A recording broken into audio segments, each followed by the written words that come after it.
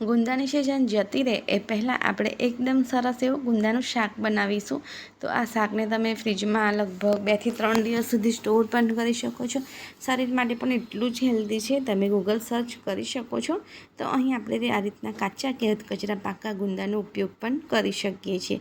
અહીં આપણે આ રીતે કાચા ગુંદા લીધા છે, જેને સરસ રીતે ધોઈને લૂછી લેવાના છે. પાણીનો ભાગ બિલકુલ પણ ન રહેવો જોઈએ. અને ત્યારબાદ આપણે આ રીતે એને તોડવાના છે. તો જોઈ શકો છો એ રીતે તમે વિડીયોમાં જોઈ શકો છો એ રીતે એને તોડી લેવાના છે.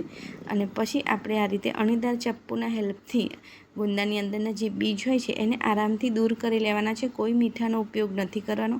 એકદમ સરળતાથી નીકળી જાય છે અને બિલકુલ હાથ પણ ચીકાસવાળા નથી થતા. અને કદાચ વચ્ચે હાથ ચીકાસવાળા થાય તો તમે ધોઈને લૂછીને ફરીથી આ કામ કરી શકો છો. બધા જ બીજ કાઢી લીધા છે. હવે અહીં આપણે મિક્સર જાર લીધો છે, જેમાં મેં 2 ચમચી કોપરાનું છીણ લીધું છે. તમે બુરું પણ ઉપયોગ કરી શકો છો. અહીં 2 થી 3 ચમચી જેટલા શિંગદાણા એડ કરે છે, જેને અધકચરો આ રીતનો ભૂકો કરી લેવાનો છે અને એક મોટા વાસણમાં કાઢી લેવાનો છે. હવે અહીં આપણે બધા જ મસાલા લીધા છે. તો બેસન લીધું છે 3 મોટી ચમચી, 2 મોટી ચમચી ધાણા જીરું પાવડર, અડધી ચમચી હળદર, સ્વાદ પ્રમાણે લાલ મરચું, થોડી 1 ચમચી જેટલી ખાંડ, સ્વાદ અનુસાર મીઠું, લગભગ 1 ચમચી, 2 મોટી ચમચી તલ અને ચપટી જેટલું જીરું એડ કર્યું છે. અને બેસન મેં અહીં કાચું જ લીધું છે. તમે શેકીને ઉપયોગ પણ કરી શકો છો.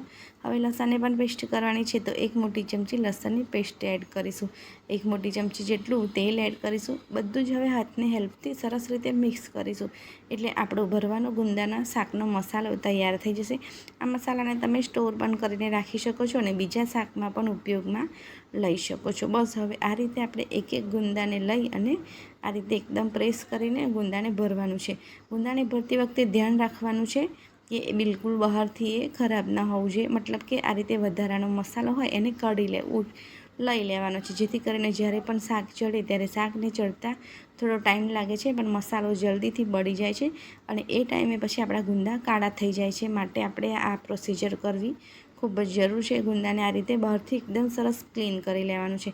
બધા જ ગુંદા આપણા સરસ ભરાઈને રેડી થઈ ગયા છે. હવે એક નોનસ્ટિક પેનમાં ઓઇલ એડ કર્યું છે અને બને ત્યાં સુધી નોનસ્ટિક પેનનો જ ઉપયોગ કરી શકો છો.